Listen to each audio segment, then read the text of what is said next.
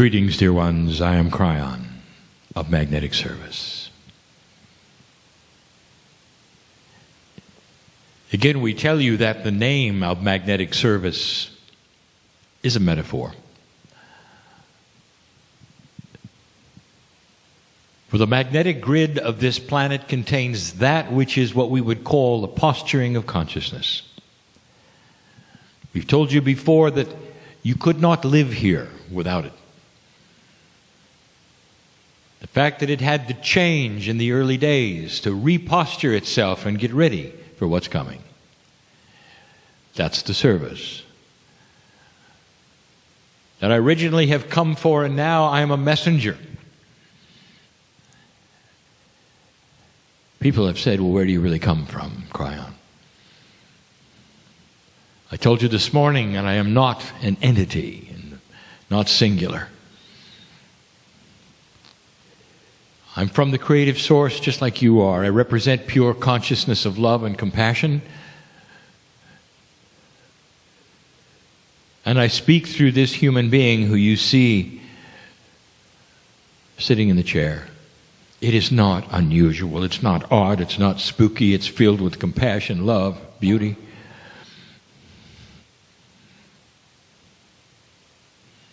You see this as so odd and so strange, and it's not.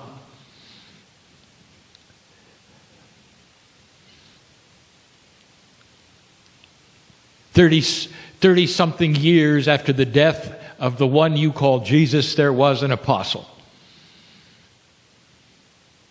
Saul of Tarsus is in prison. Now his name is Paul, and he's writing what will someday become the Holy Scriptures. And he's sitting there by himself. And the man is filled with joy, and he has tears running down his cheeks. And in a half light, he is inscribing the words that so many millions will read someday, and they will call it the Word of God. Is not the Word, it's Word of Paul. Under the influence of channeling, directly he is receiving information about the beauty of God. What has happened on the earth. The Master of Love, word after word, thousands of them, in prison. And he is so alive with it. He's channeling. And you don't have any trouble with that, do you? But when a modern man sits in a chair and does even a fraction of this to give you updated messages from the creative source, there are so many who say, impossible. This is your discernment. There is no judgment of your belief. But I ask you to discern, at least discern. I ask this of all those who would listen to me right now. Are you going to use what you think is real as the litmus test, as the measuring stick?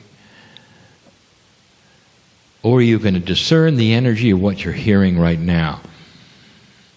Are you going to listen to these words and understand and hear and feel the compassion and the love for you? Or have you already got your mind made up that it isn't happening? This channel today is going to be an answer to a question that was asked. It may not be exactly the question or exactly the answer, but it's close enough. For one of the driving questions that every old soul or light worker would have on this planet right now, one who is awakening to an energy that is so different right now, one who is aware that things are changing spiritually, physically, right now. That person would ask this kind of question. Dear Kryon, dear Spirit, dear God, in this new changing energy, what is it that a regular human being on this planet who is an old soul, what is it we can do that will not only enhance this energy, help ourselves, but also be commensurate to what is going to happen? What can we do? What is it, if you want to use the word, we should be doing? And we've told you before, there are no shoulds. So you reinterpret that and say, what is the most honorable thing that we can do to match the energy? And so I'm going to tell you. Now, dear ones, I've told you before. But every single time the question is asked, a more evolved answer will occur. For as your linear time goes by, the potentials change. Therefore, you're sitting in a reality you have never experienced yet. This is new. It may feel like it was yesterday and the day before, but I know better. The potentials have changed. The kind of shift you expected may not arrive. Something better may arrive. You may have altered that. It is always dynamic. There is no set amount of energy being delivered to you on a certain schedule, dear ones, because your consciousness changes it every hour, all the time. It's beautiful. I can give you these things that I'm going to give you now. Again, because there has been precedent set on other worlds just like yours, and some of you have been through it already, and here it is again. And I know what they've gone through. I have seen this.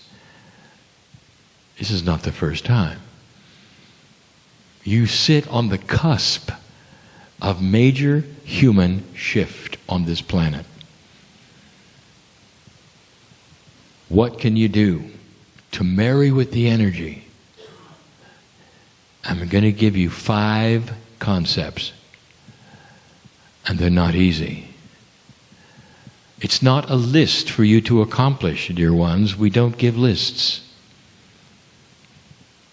It's concepts.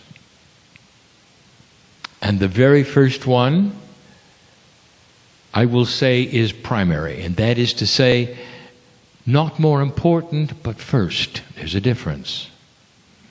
Not more important, but first. There's a difference.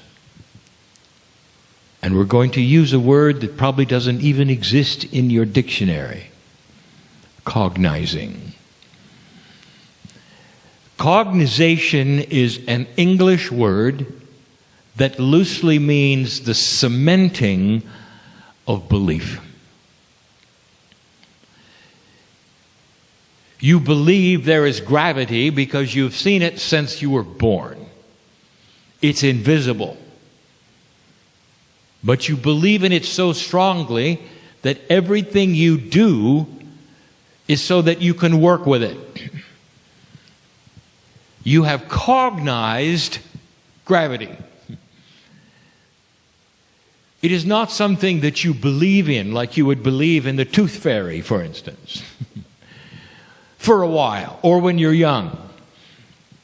No, it is cognized, and it becomes part of you to your last breath.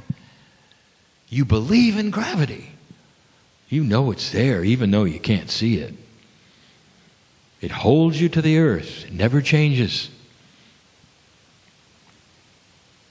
We're going to ask you to cognize the belief that the energy that you are moving into is vastly different than the energy you have come from. This is first. It is primary. You have got to cement this into your belief system so strongly that everything you do from now on recognizes The new energy is the new normal. It's never going backwards. It's part of a new plan. It's almost like you died and came back with new gravity. Like suddenly the gravity was lessened and you can do more things, and it's forever. And so you cognize this. Dear ones, it has to be first of the 5. Because you won't be able to do anything else unless you believe that this shift has happened and it's real. The shift is dynamic. It continues to change. But like you turn a page and you're reading new words in a new novel, the page stays turned.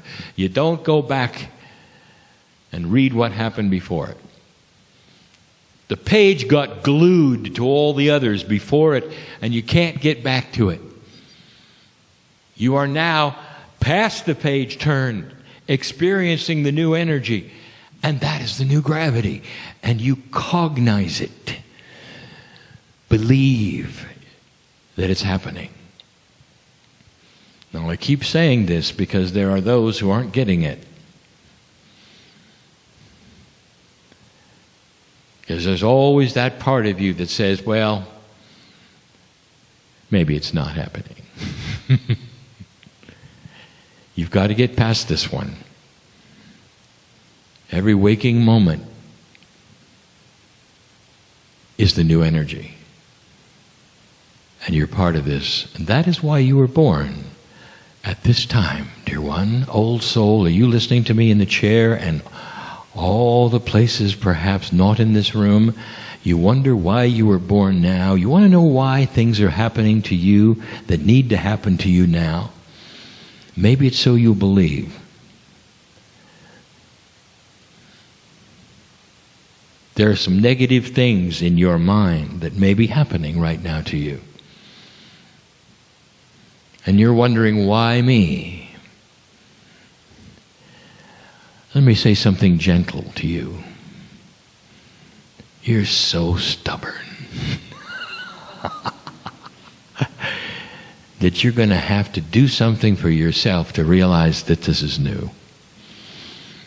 And when you do what you need to do for yourself and get past this hurdle, you'll realize there isn't anything you can't do. This is the way God works with humans. That's how much we love you. You know who I'm talking to? Get on with it, will you? Cognize this. That's number 1. Number 2 is allowance of change. These are concepts. Oh, stubborn human being, get used to it. Things are changing, and they're going to change perhaps not in the direction you had planned. How do you feel about that? Oh, singular human being with a singular purpose and a singular idea of who you are and what you should do, get used to this. Allowance. Can you sit there and say this or something better? I allow growth. I allow consciousness change in me that may change my life in ways I never ever thought they would change. How afraid of this are you? The fear is about change. It's not about where it's going. It's just about the word itself. Change. So the second in this 5 set is allowance of change. Now look at the numerology of these things. Number 1 is always new beginnings. That's easy. You got to believe. Number 2 often deals with duality. And duality really is the primary fear of change. You just don't want this thing to move off that center point that you're used to, do you? Between light and dark. The duality that you've been used to, that balance between light and dark, is comfortable. Now suddenly, Spirit wants to push it a little so that you capture a little more light, so that the darkness starts to diminish in your life, and it's going to change everything. Do you allow it or not? Belief. Allowance. Allowance of change. From the other side of the veil, we look at you and we say everything that you're going through is like breaking old habits. They're just habits, that's all they are. You're like someone who has superpowers. You can fly. This is a metaphor. And you walk on the earth knowing that everything before said you couldn't fly. And we're saying you can. But most of you won't. It's just too comfortable to walk around. The metaphor is clear. Allowance of change. So the next three are more practical, but very difficult. With your belief intact,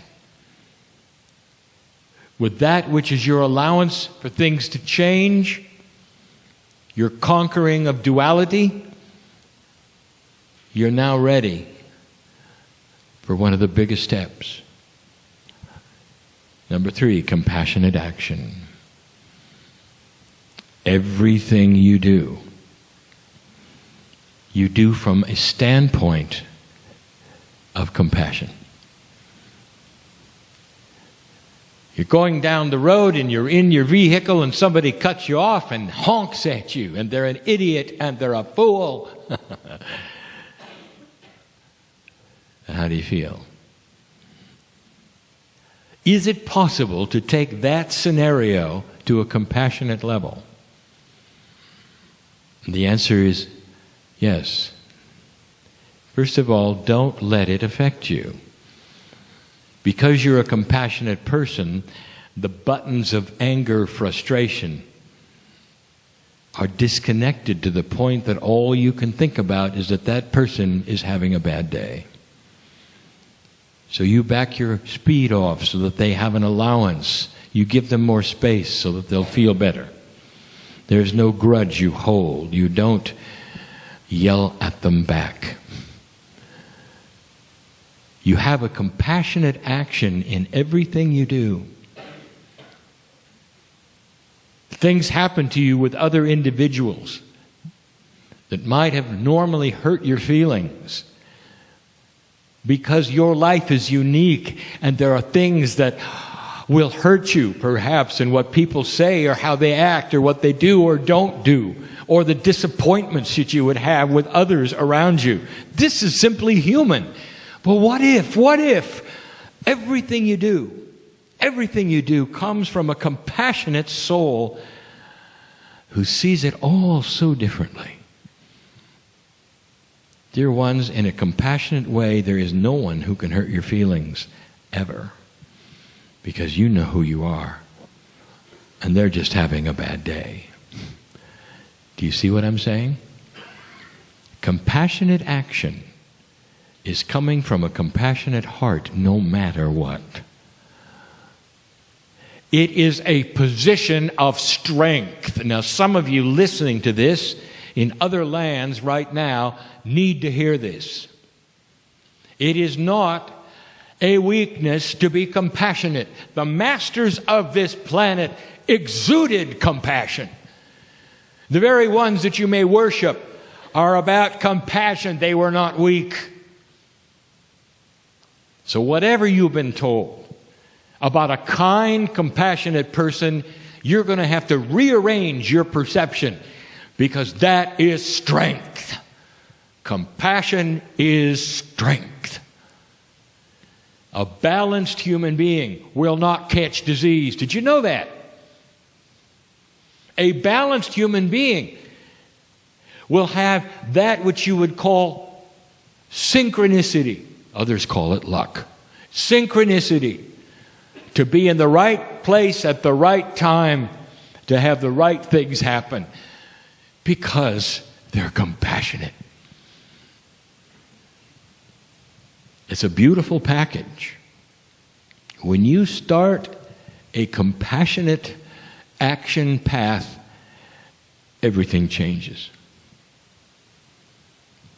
That was number 3. Now, 3 in numerology, of course, is the catalyst. And what a catalyst is often known for in chemistry is that when it appears, it changes something else around it, while it itself often remains the same. A compassionate person changes those around him and her. And they don't rub off on you. No negativity will attach to you. It's such a position of strength, they will want to be with you. You change the earth where you walk. Number 4. Spiritual sight. I want you to start seeing the grander picture. I want you to see God in everything. I want you to look outside and see God in the trees and in the dirt. In the light that comes from the sun, I want you to feel the warmth of the love of God shining on you even in the dark. Spiritual sight is something that many have anyway. They're so aware that God is in all things. But it's part of this circle that we're describing of the 5 things we want you to know you can do. Compassion is one thing, but spiritual sight, this actually proves that compassion works because you can see God in other people.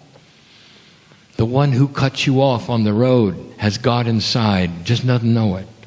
Just doesn't know it. And your spiritual sight, married to your compassion, says, there goes a creature just like me who doesn't know about themselves yet. Not yet. Not yet. The compassionate soul, which was number 3, who has spiritual sight, is the one who can see God in everyone. It helps become compassionate, doesn't it? When somebody yells in your face, and what you see in their face is God. Can you do that? You've got to think differently. You might even have to be like the masters. And this is what they had. Dear ones, these things I'm giving you are true and accurate representation of the new human being. You're not going to be fully 100% successful in any of these unless you practice them. Number 1 was to cognize that which has changed. When you cognize something, it doesn't happen instantly. You're going to have to work on it. The belief has to be cemented gradually as you see the evidence of it, and eventually it cognizes itself. You are actually training yourself to cognize and believe. The allowance for change, you have to train yourself to accept things that might be different. You're working on it all the time. The compassion comes slowly, not all at once. Don't feel you failed because you get frustrated or even angry. It's just a reminder that you weren't compassionate yet. And spiritual sight, it comes with time, dear ones. It comes with time. There comes a time when everything you look at will be in the light of God. Everything that is there. The server who comes to the table is not a server. It's a beautiful human being carrying the Creator's light. And you smile at the server and you just want to hug that person and say thank you for coming to the table. You treat each other differently and you're kind, and it's not a weakness, it's a strength. It's the biggest strength you could ever have as a human being, to see God in others. You go outside and you see God in the trees, and you know that it's a system, that you're part of it and it's part of you. You can be overwhelmed with joy and love just to be part of the system. It's so different than you were taught, isn't it?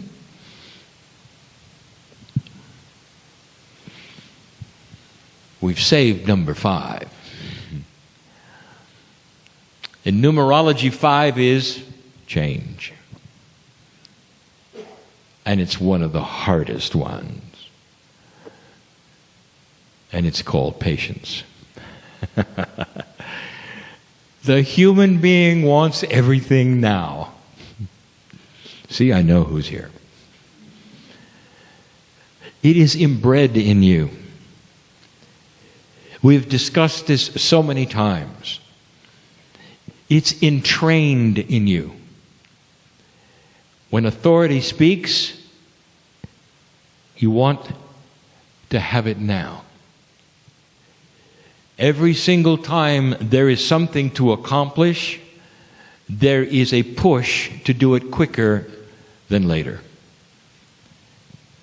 Human beings want things delivered to them quickly. And they want action to happen immediately. You're going to have to practice relaxing with synchronicity. The things that many of you are asking for, listen to this. This is important. Wake up. The things that many of you are asking for are dependent on other things happening first that you seemingly have no control over. But the potentials are there for them to change. If you can wait for it and not be frustrated or angry, that is the task.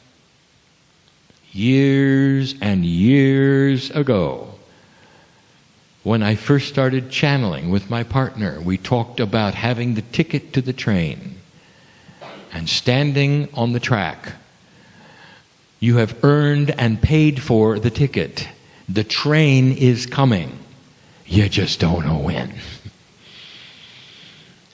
And so your patient person will know the train is coming, be comfortable with it, and have a nice time waiting for it, instead of complaining that it's late. Patience. Spiritual patience is gold. It's hard. Every single one of these 5 things is not intrinsic to any of you. You weren't born with any of them. And that is why they're difficult.